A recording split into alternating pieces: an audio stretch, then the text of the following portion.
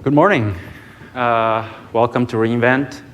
My name is Louis Wong. I'm a product manager at AWS. And today I'm going to be talking to you about Amazon QuickSight. So my goal is to get your week started by showing you some of the cool things that you can do with your data.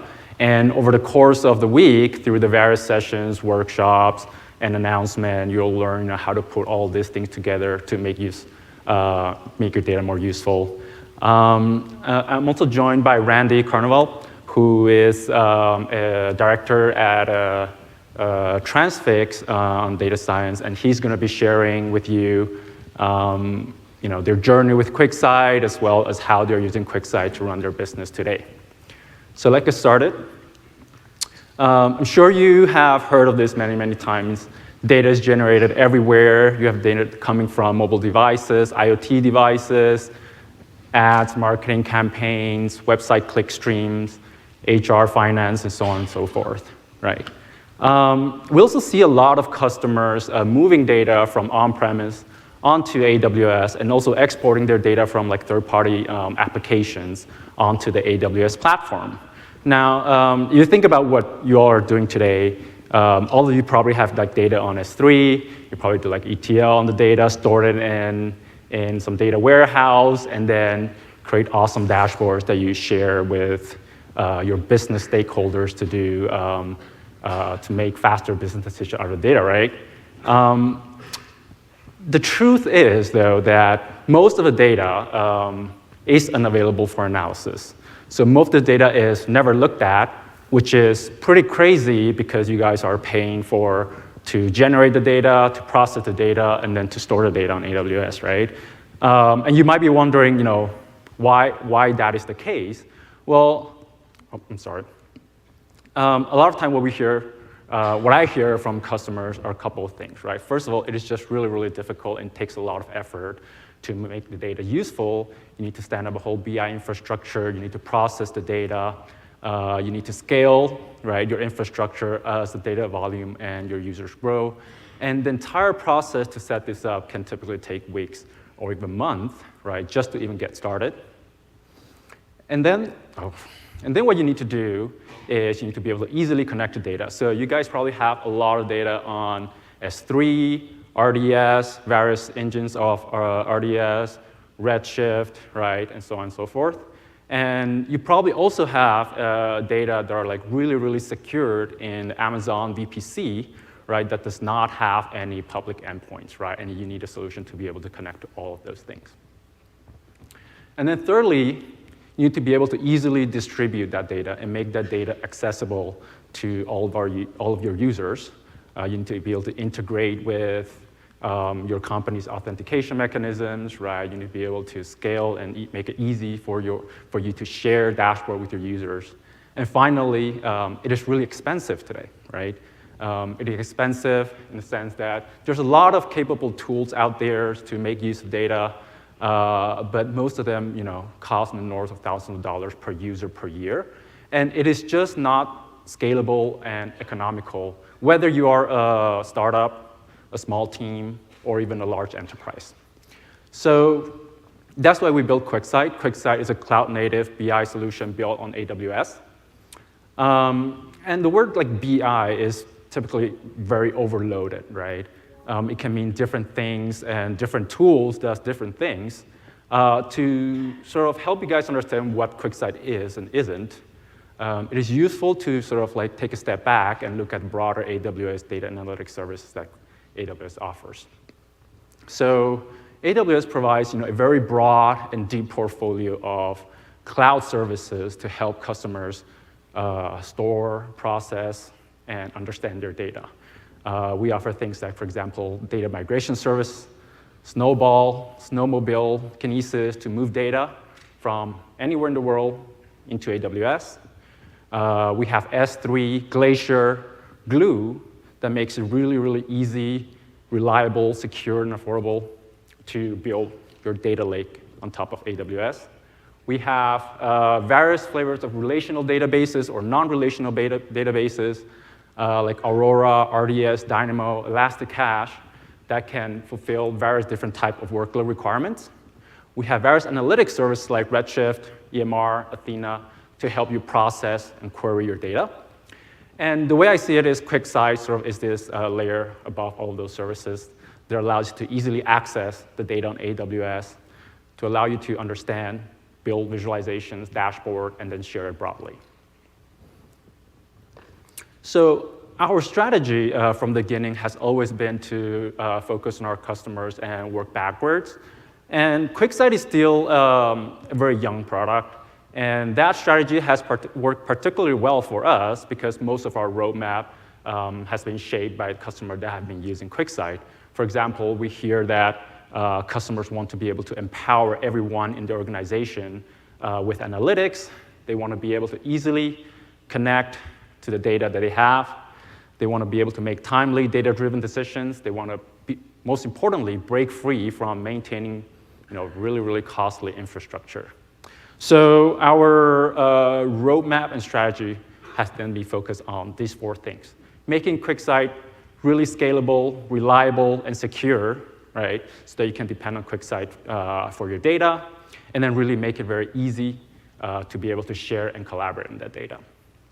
Another area of focus for us is making sure that QuickSight works really, really well with AWS and the various data services that AWS offers. So QuickSight seamlessly integrates with various AWS solutions. We support Redshift. We support most flavors of RDS relational engines. You can use QuickSight to ingest data directly from S3. You can query it through Athena.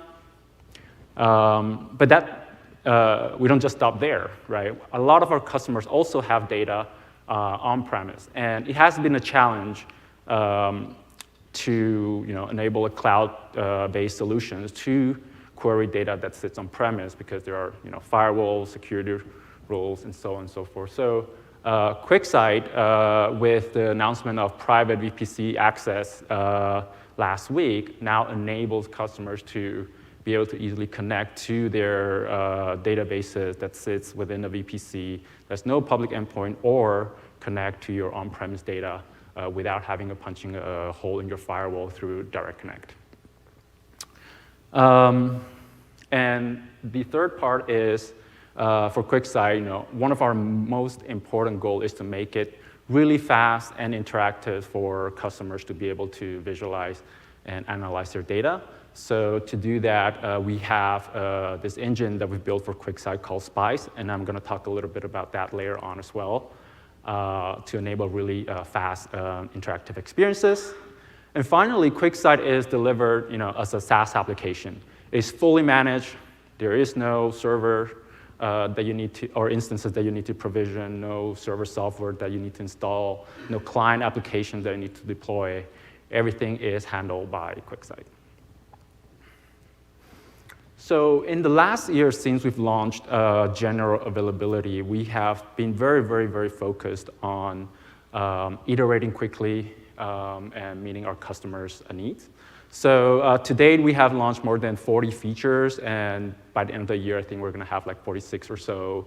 I want to talk a little bit about a couple of them. So on the data connectivity side, for example, early on, we started supporting Amazon Athena to make it easy for our customers to build an end-to-end analytic solutions on top of AWS that is completely serverless. And just a fun fact, Athena is actually QuickSight's most popular data source today. Customers use it for all kinds of use cases, from querying their data that sits in their S3 data lake. We added support for Redshift Spectrum, Aurora Postgres Compatibility Edition, and we also launched support for various commercial-grade data warehouses externally as well, such as Teradata, Snowflake. One of our area of focus is making sure that QuickSight worked really well in the enterprise. And to begin there is making sure that QuickSight supports the various authentication and user management that is used in the enterprise. So QuickSight launched Active Directory support several months back. We added also federated single sign-on. So if you log into the AWS console via third-party IDP and federate into AWS console, then you'll feel right at home with this authentication method as well. To meet the broader enterprise use cases, we also launched things like, for example, row-level security that allows enterprises to be able to share data sets, but also allow users to only see the portion of the data in the data set that they have permissions to.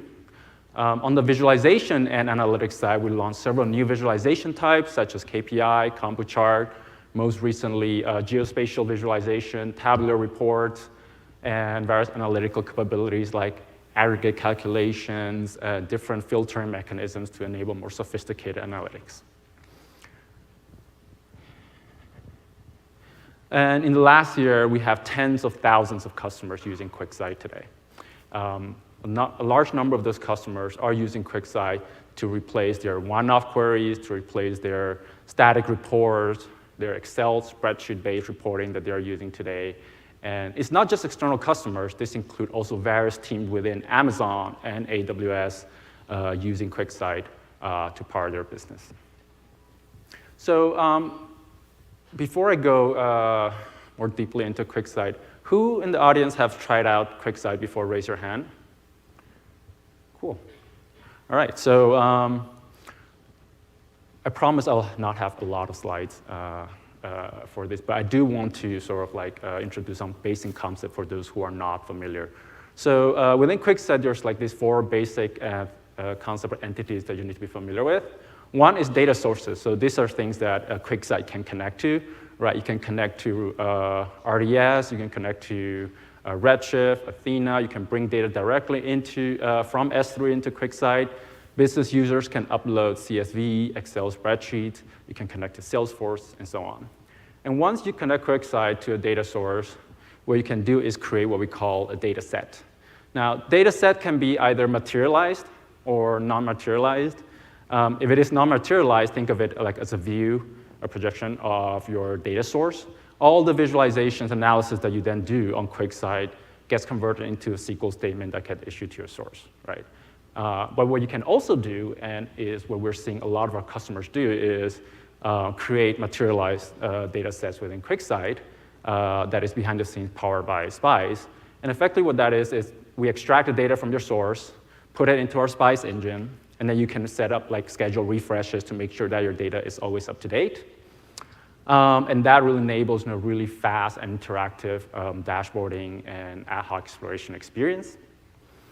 And what we allow you to do with dataset is not just to create the analysis and dashboard, but also being able to use QuickSight as a way to distribute data sets to your end users so that you may not need to give direct access to your underlying data source to your business users. And then once you create a data set, you can go on and create analysis. Analysis, think of it as ad hoc exploration of data. You can create one or many visualizations. You can slice and dice, filters, drill down, do all sorts of things. And you can also build a dashboard layout that then, when you're ready, you can share that with a broad set of users within your company. I get asked a lot of times about what are the different ways that QuickSight can support authentication and user management. So if you're like a small startup or team, the fastest and simplest way for you to get started is probably just to sign up with your AWS account. You just enter an email of people that you want to add to your QuickSight account, and then QuickSight will handle all the user management aspect. So that is the local user definition. We support also federated access, like I said, so you can federate into QuickSight just like you do today, federating into AWS Console, which is one of the more popular ways that customers access QuickSight. And then for large enterprises supporting Microsoft Active Directory, both that hosted on AWS and also on-premise. I want to spend some time on Spies. So Spies stands for a super fast parallel in-memory calculation engine. It is an in-memory optimized engine that we've built from scratch. And the motivation behind that is we saw that a lot of the database and data warehouse engines out there aren't really that optimized for really fast interactive visualization. So we decided to build something. And Spies is really one of the most important components within QuickSight to enable that awesome experience. We strive for millisecond response time for most of the common BI queries. Spies, it is also important to know that it is a fully managed service that runs behind the scene. Like for you guys, there is absolutely no infrastructure that you need to manage. We automatically replicate all the data that you guys put into Spies across multiple availability zones for reliability. We also back it up in S3 for 11.9 durability. And that really allows you to scale from whether you're just one user or whether you are 1,000 users. And if there's any failures behind the scenes, QuickSight automatically does instant failover with zero impact on your data. And one of the most important things that we hear from customers running on AWS is that they need the data really, really, really secured within AWS. A lot of customers have an architecture that you see there where you have a VPC, you have a couple of different subnets, and then you have your databases and data warehouse sitting in one of the subnets that has no public routing to the public internet, right? And last week, we announced a public preview of private VPC Access. And the way it works is by creating an elastic network interface, think of it as a QuickSight endpoint within your VPC. QuickSight now can talk to your database that has no public IP addresses at all. So no traffic flows through the public internet. And then more importantly, what that enables also is a lot of our customers still have a lot of data on-premise, right? Like migrating all the data from on-premise to the cloud takes a long time, but they want to be able to get started with QuickSight, start using it with their on-premise data. So through the same mechanism and then using Direct Connect, which is now available, I think, in like more than 60 different locations worldwide, you can actually connect QuickSight to your on-premise data without punching a hole in your firewall, without deploying any type of agents, gateways. Effectively, what we're doing is creating a private link between QuickSight and your on-premise data. So that is the intro demo that introductory slides that I have. Now let's go into a demo. As I was preparing for this, I was thinking of what would be a really fun, cool demo that I can show you guys, and also allow you guys then to try it on yourself later on. So what I did was build this social media dashboard, and what this dashboard does is it streams data from Kinesis. We apply some machine learning to it. Data is stored in S3, and then we visualize and query that using QuickSight and Athena. This is what the high-level architecture diagram looks like. And this perfectly illustrates the sort of the broader AWS database and analytics portfolio that I just talked to you about, which is microservices purposely built for builders, right? And what I really, really love about this is that there is not a single server provision throughout the process. End-to-end is completely serverless, which I think is pretty cool. So on the far left, you see, data gets streamed from Twitter through Kinesis Stream. We use Kinesis Firehose to store and stream that data into the raw data of all the tweets into S3. And we also use Lambda to apply some transformation, filtering, natural language processing, machine learning. On top of that data, then gets stored in S3 as well. Glue is used as the data catalog for that, so it automatically crawls the S3 data, creates a table, and then finally using QuickSight and Athena to query and visualize it. Now, because this is a QuickSight session, I don't have another extra hour to walk you through how to build everything there. But we do have several different sessions throughout the week. Some today, actually, 1 p.m., and then tomorrow, a repeat, that shows you how to build that from scratch. And then also a Chalk Talk on Friday as well. And this is done by one of our data analytics solutions architect, Ben Snively. So if you find this dashboard useful, then do attend one of these sessions and learn about how you can quickly build together a pretty cool and powerful social media dashboard. So with that, let me just quickly now switch to my demo.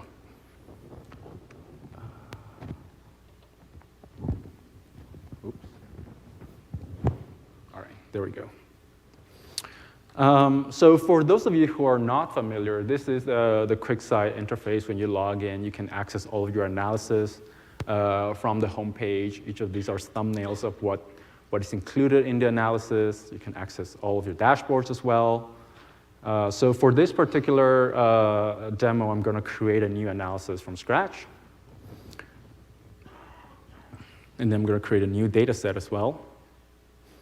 So this page shows you all the data sources that QuickSight supports. So users can upload a file, they can connect to Salesforce, ingest data from S3, query S3 using Athena.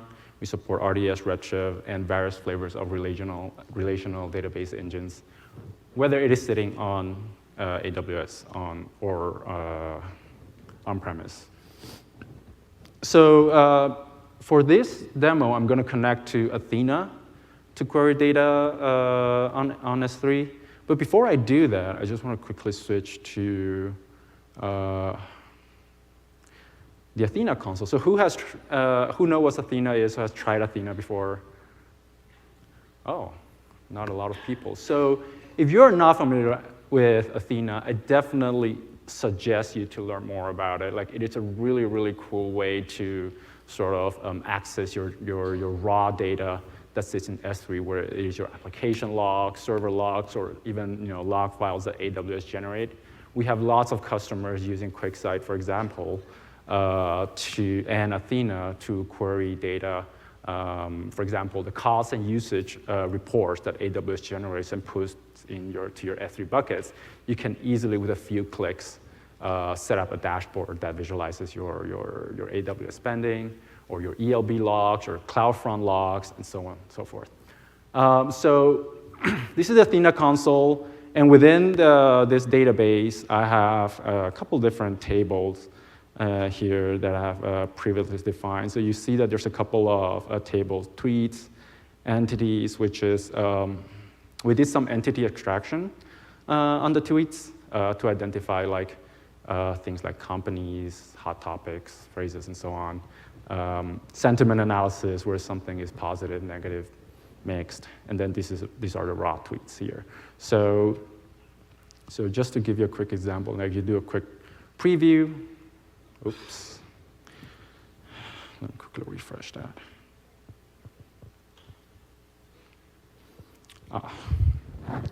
Give me just 1 minute.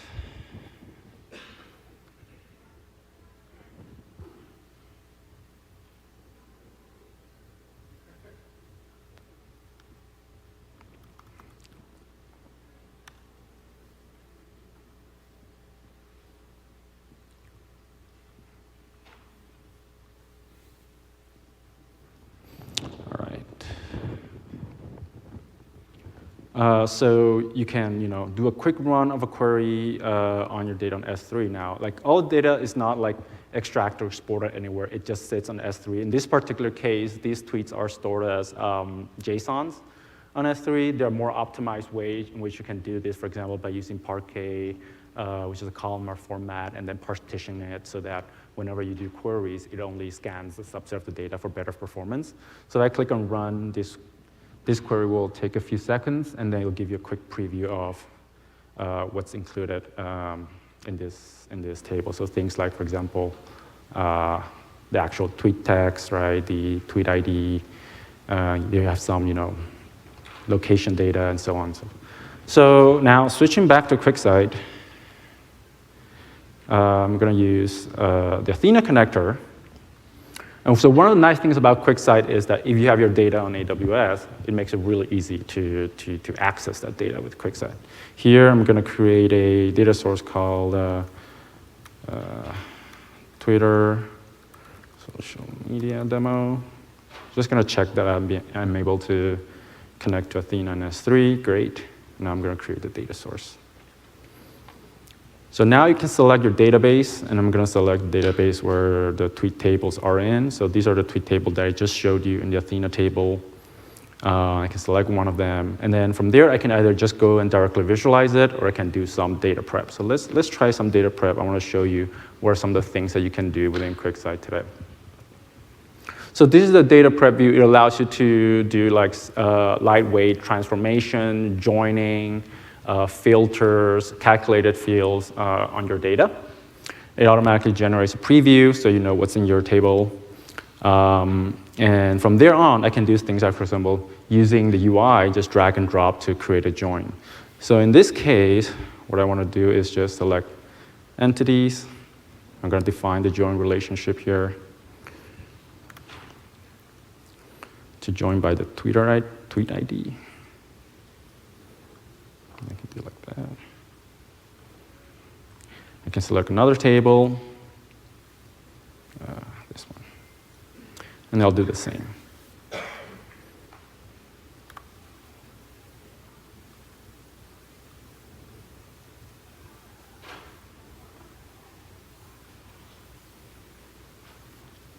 So now I have a joined view of my data. And again, these are essentially, like what's behind the scene is like file just stored in S3, right? And then within QuickSight and leveraging Athena, being able to create a joined view out of it. You'll see here that QuickSight allows you to do direct query or spies. If you choose spies, then we'll effectively extract all the data based on the definition, the transformation definition that you defined here, and then import it into QuickSight for visualization. I can choose spies here. I can also do a couple more things. For example, create a calculated field. In this particular case, notice that there is a column here that has like created at.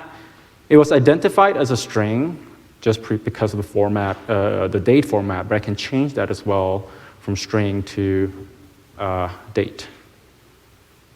Oops, that's not good. Let me try that again.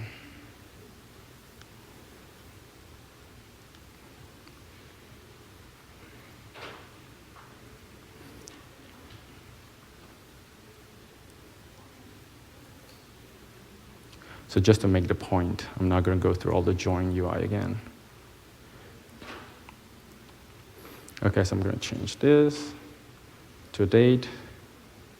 And QuickSight tells me that, hey, this is not a known date format, but what I can then do is just manually enter the format here so that QuickSight can properly recognize it as a date. So I can do things like, for example, if I remember that correctly. And then the time zone, and then the year. Click validate. Boom, it now recognizes it as a valid date. Update. And then now QuickSight is again generating a preview from Athena. I'm going to choose to spice this and then save this data set. So let me just rename this as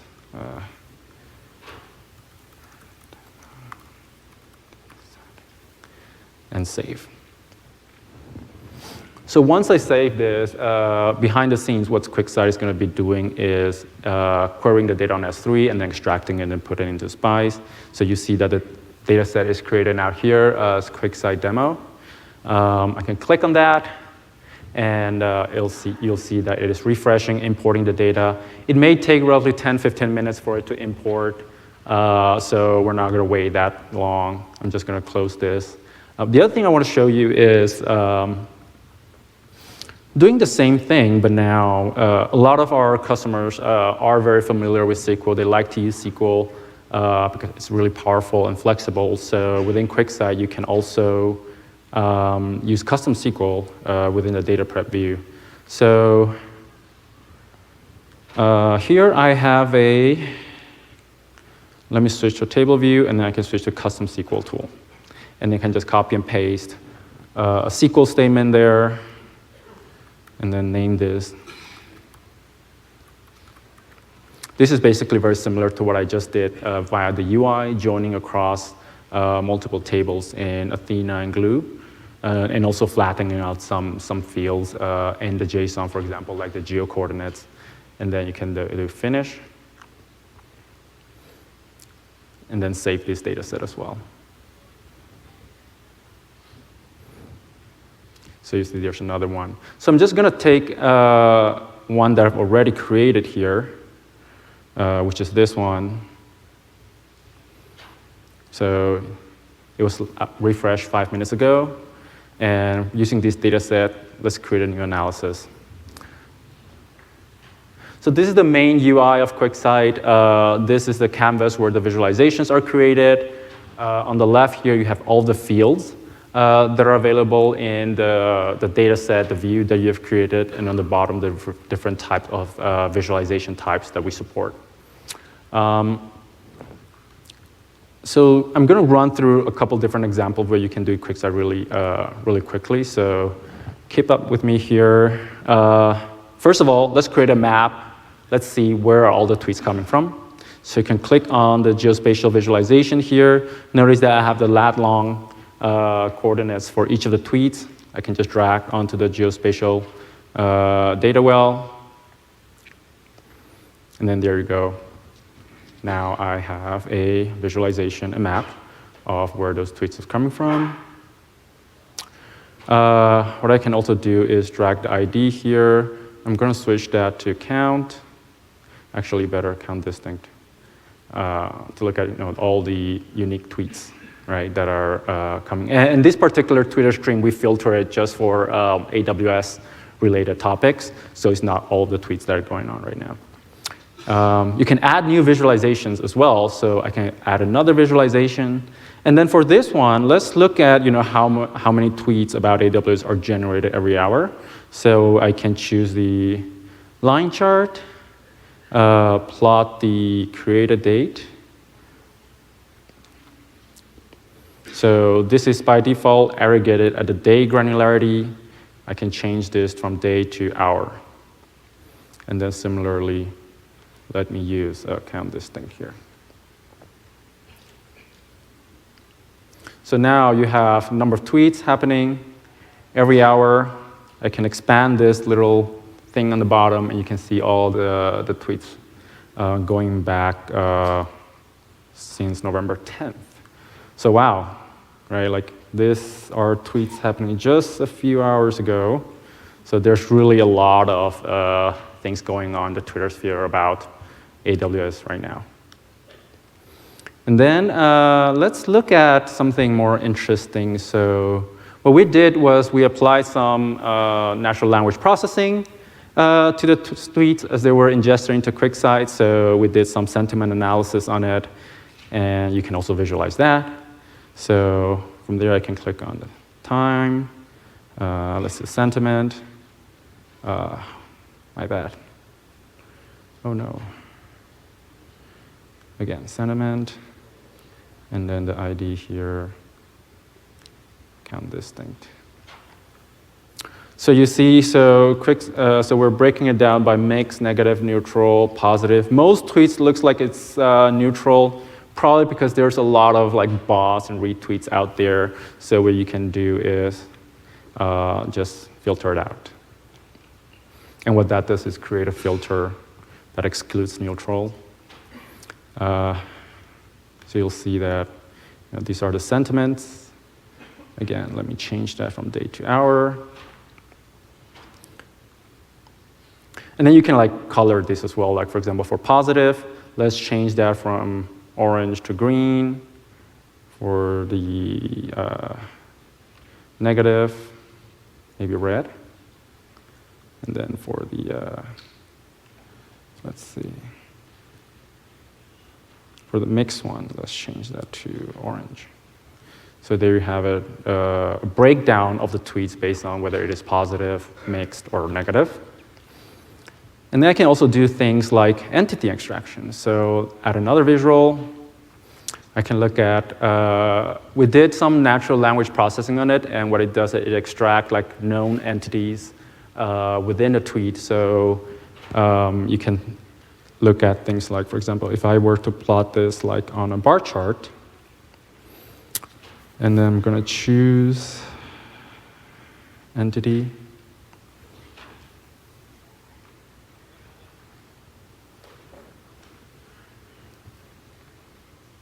And then I'm going to filter this down by, let's say, the last day. So I can change the filter type to relative dates, years to days, and then maybe like the last 2 days or so. All right, obviously, because this is a Twitter stream that is filtered down to AWS, AWS is going to get recognized a lot, so like we can just exclude many of this. Exclude. So you can see that, AWS reInvent is a really hot topic with Amazon and a couple of people, Las Vegas, and so on.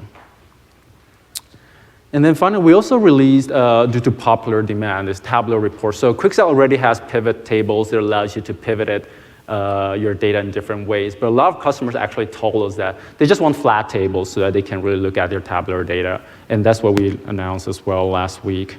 And flat tables are really good if you have, like text-heavy things that you want to present, like, for example, tabular report.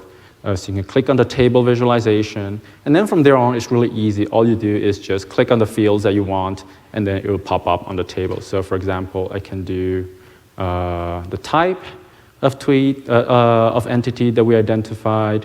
I can select the actual entity, maybe the sentiment, or actually, let's look at the actual text. So here you'll see that, hey, it was identified as a commercial item, the entity was AWS, and then this was all the tweets that we have captured. You can keep adding this. We support probably up to 25 columns, and we're going to expand it to more as well. And this table is really, really performant. So notice right now it's showing 500 rows. What you can do is you can expand that to even 10,000 and get your results back really fast as well. And then be able to scroll through them, being able to paginate them across different pages. And then finally, once you have like all of these visualizations that you created, you probably want to share this with different people in your organization, right? So within QuickSight, what you can do is really easily build a dashboard layout. So you can do that by simply dragging the visualization to resize it. So here I'm going to resize this one to make it a little bit smaller. I'm going to pan around here to focus on where the tweets are coming from. This one as well. And then drag them side by side. Let's make this smaller. And you can make your visualization actually really small.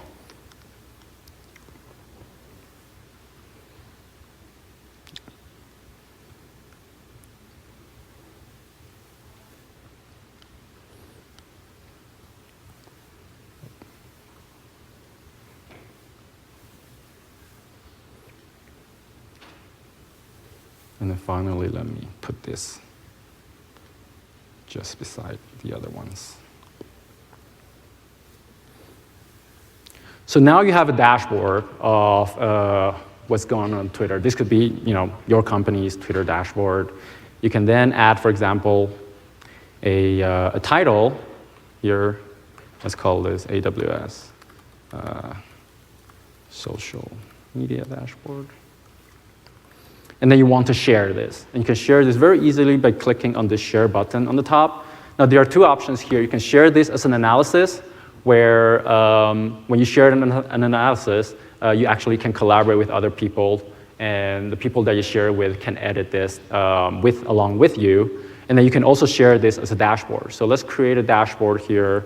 And dashboards are consumption only, meaning that people can still interact with the dashboard. They can slice and dice, filter, but then they cannot change the overall shape of the dashboard that you have built.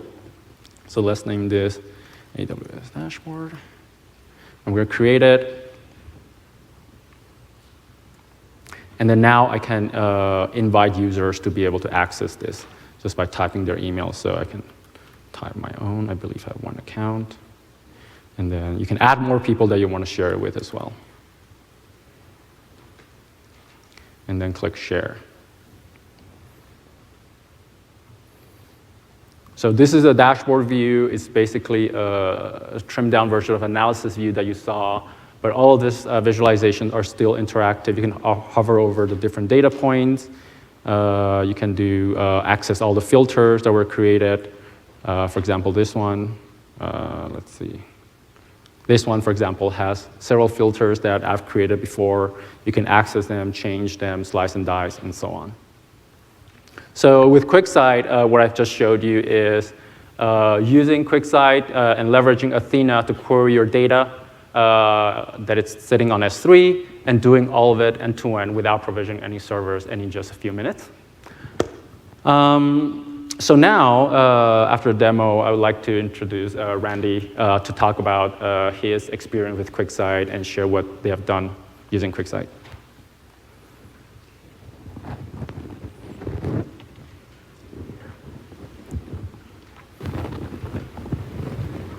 Excellent. Thanks, Louis. I guess in the time that the presentation's been running, it's no longer morning, so good afternoon, everybody. I'm Randy Carnival. I'm the Director of Data Science at Transfix. For those of you who haven't heard of us, we are primarily in freight brokerage. It's something I knew nothing about until coming to Transfix, and I would imagine most of you probably don't know much about it, so I'll give you kind of a quick intro about what that is. We've all gotten pretty accustomed to having very comfortable experiences when you're shipping goods to your house. So if you're ordering a box of paper towels, you can see exactly where it is at any point, and if it's going to be late, you've got pretty proactive notification that your package is delayed. Oddly enough, when you're shipping 40,000 pounds of paper towels across the country, you don't have much of that at all. You basically set a time when you want it to be picked up, you set a time when you want it to be delivered, and hopefully it shows up, and if not, then you're making a whole bunch of phone calls to the broker or the truckers that you're actually working with to get these things moved across the country for you. All in all, though, it's a really interesting space. The industry is nearing $800 billion in revenue this year, and a lot of that just is coming from wasted miles being driven with empty trucks and just inefficiencies in the system, and Transfix is really aiming to try to cut down on that for everybody. So beyond the brokerage services, which I've already discussed at length here, we also have a couple of other offerings. So we have the visibility and exception management services, which we're basically trying to use to turn the full truckload experience into something that looks a lot more like the consumer experience. You've got proactive notification of where your goods are, you've got proactive notifications when something goes wrong, and you don't have to do the whole call up the broker who calls up the dispatcher who calls up the trucker, and then back and forth over and over again whenever you need an update on where things are. We also, and near and dear to my heart, offer a lot of data and analysis services. So since we work with a lot of big shipper companies who are moving a lot of goods across the country, we can see a lot of things that are inefficient in one business's practices that might not be in another's, and we can provide targeted guidance for how they can improve their supply chain overall. All right, so before I kind of jump into how we're using QuickSight, I wanted to give a quick overview of who our users are. Internally, we've got teams that are sort of focused on the entire process, from finding the customers who are typically moving freight across the country to our account managers who are actually getting the loads that our customers are actually wanting to move, our carrier managers who find the trucks. They mostly work with independent truckers across the country. Our track and trace team who helps fill in the gaps when our automated processes for tracking break down, and then our engineering and product team who are kind of building all the tools that everybody's using for this process. Externally, we work with big shippers across the country. It's a lot of things like groceries and manufacturing and all kinds of different industries. And then our carrier base is what actually makes this possible. Like I mentioned, we work with a lot of independent truckers, and that can be owner-operators who are just a guy in his truck, or it can be small to medium, and even some large carriers who have a big fleet of trucks and dispatchers who are kind of managing where they go. For the purposes of QuickSight, I'm mostly going to focus on our internal users since we haven't really opened up QuickSight to our external users yet, but there is definitely appetite to move in that direction at some point. So I won't belabor this one too much. I think everybody's got a lot of tech and business analytics challenges that they're looking to solve. The nice thing for us is that QuickSight does kind of help us tackle pretty much all of these. We've got a lot of clean data available, and we've got a lot of demand within the company to make it available in a more processed information form, and QuickSight is definitely helping us do that. We've got a lot of different levels of technical knowledge and sophistication within our user base. And so we want something where we don't have to take our experienced users and force them into some point-and-click interface. And so the fact that we can give them the SQL interface that QuickSight offers is a nice, easy transition. But then that also provides a lot of easier ways for people to build things who haven't tried to build dashboards in the past. We've got a technical infrastructure that's been optimized for the production processes that we follow and security. So we've got a lot of things wrapped in VPCs and are very excited that we have the new private VPC functionality available. We've got very rapidly changing operational practices and measures that we're interested in. We're a startup, and so things are constantly changing. And so having something that kind of gives us a good foundation, but that we can update from pretty easily is nice to have. And then last, everybody's got the data variety and volume problem at this point. So in terms of our overall tech architecture, we've got a lot of, everything that we do is based on AWS for the most part. We've got a lot of production systems that are feeding RDS databases. We've also got a bunch of data coming in through Kinesis streams that end up getting stored in S3. We've got a Apache Airflow process that does ETL and loads everything into our Redshift warehouse on a bit of a delay. We also do have some things that are doing a little more incremental straight from S3, but by and large, it's a little bit of a delayed process. And the nice thing is that QuickSight really does kind of tie all these things together for us. We can use our more pre-processed information in Redshift when it's available, and when we need something that's a little bit more up to date, we've got the ability to connect directly to our S3 and RDS sources as well. Again, the whole VPC issue is definitely a big one. I've left it out on this diagram since it's kind of a tangled web, but everything is kind of locked down to make sure that we're keeping everything safe, and not having to punch holes into the firewalls makes everybody's lives a little bit happier and safer. So why Amazon QuickSight for us? I'll kind of run through this one pretty quickly. I think the first point that Lewis raised early on is that it's very easy to test out. It's nice to have a platform that's not demo locked or that you have to stand up a bunch of specific hardware for. You can basically just try it out with one user and then scale up from there if you find that you like it. It's been very easy for us to onboard new data, new users. Basically just pointing QuickSight at the data sources that we'd like to use is fairly simple. And again, as I mentioned, our users can jump in with whatever they're comfortable with and go from there. It's easy for us to refresh our data sources. Everything's kind of kept pretty live based on the way that Amazon or QuickSight makes it easy for us to keep things refreshed. It's easy for us to get in front of our users. We've got one platform for everybody to go to for most of their BI and dashboarding needs. And then last, and something that I'll go through in my demo in just a little bit, is that it's really easy to provide multiple levels of aggregation and filtering. This ends up being really nice for us when we're looking at data that typically has different cadences that we're interested in. So like, for example, on the finance side, we can look at daily views of how money and freight is flowing into our system, but then at the end of the month, we've got the same exact analysis that we can just aggregate at the month level.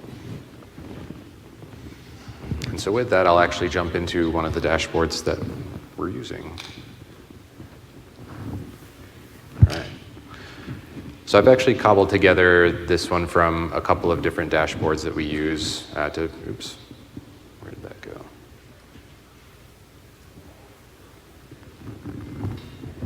Oh, thank you. So I've cobbled this one together from a couple of different, I lost it. Cool. All right. So this first one focuses on how information about the shipments that we're moving actually comes into our system. This light blue line is labeled as EDI. EDI is I think it's around a 40-year-old standard in the trucking and logistics space that basically helps keep systems in sync. It's really, really nice when it works because you basically update it once and it gets propagated everywhere else. But as a 40-year-old standard, it's pretty hard to actually implement, and everybody's done it a little bit differently. And so as we onboard new customers that we're going to work with, if we start to get a lot of freight from them, we typically want to move in that direction, but that process takes time. And as you can see, we actually saw the versus the manual process here, which is the orange bar, EDI started dropping, which meant that we had a lot of our internal users wasting a lot more of their time just doing manual data entry tasks. it was sort of around this point that we had a couple of big customers ready to go that we could start implementing EDI with, but that sort of kicks off the month-long process of building it out. And so our new initiatives team started a project that they called Valkyrie that automated many parts of the process. It still had a couple of things where people would need to make sure the systems were kept up to date, but it took out a lot of the data entry pieces that were really burdensome.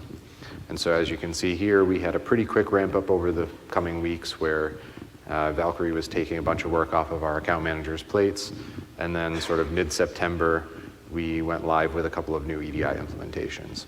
So the reason I really like this one is that this is one of those examples where the data that we're putting in front of people really helps drive the action.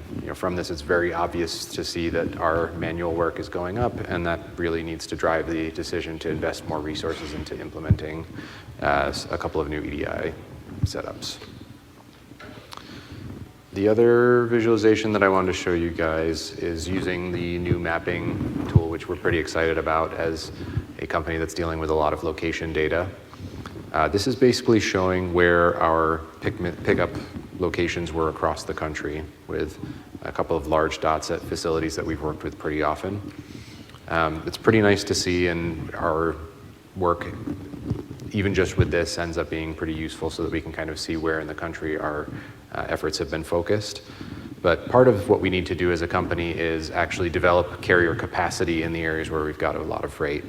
So there are load boards out there where you can kind of get a one-off truck to move some goods for you, but it's not typically going to be the best, most reliable experience. Plus, you won't necessarily be getting the best prices from somebody that doesn't really have an existing relationship with you. And so as we start to develop these areas where we're getting more of a geographic focus, we want to actually find carriers who are wanting to work with us consistently. And so we often have ended up looking at this sort of information, which is basically showing where the pickup region was on the left here and the delivery region on the right. The nice thing with QuickSight now is that we can actually do filters across both of these things. So for example, if we want to just look at deliveries that happen in the East Coast for us, here's the heat map of where the pickups actually occurred. And the mapping visual also has sort of shown us just the things with that delivery. So that we can start to focus on, okay, maybe we need to develop more capacity from some of these southeastern locations and maybe a little bit more in the northeast as well if we don't have good carrier coverage there.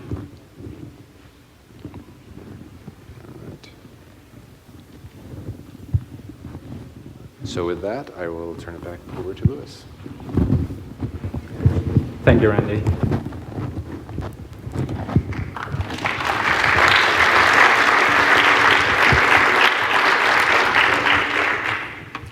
So we don't have a lot of time left, but I also don't have much life. So final last thing that I want to just talk about is pricing.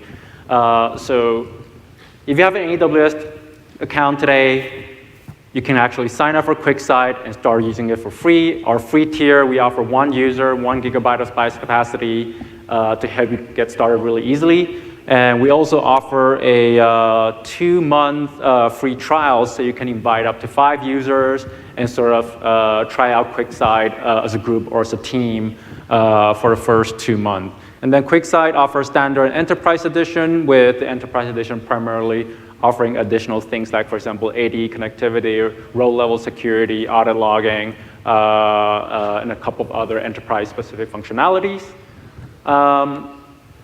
So the whole QuickSight team here at re:Invent this week. Tomorrow we have a session about deploying QuickSight broadly in an enterprise. So we're going to be talking about a lot of the enterprise deployment capabilities within QuickSight. And then we also have a cocktail hour at the Win on Wednesday night. So if you want to meet the team or talk to other QuickSight customers and users about their experience, feel free to join us.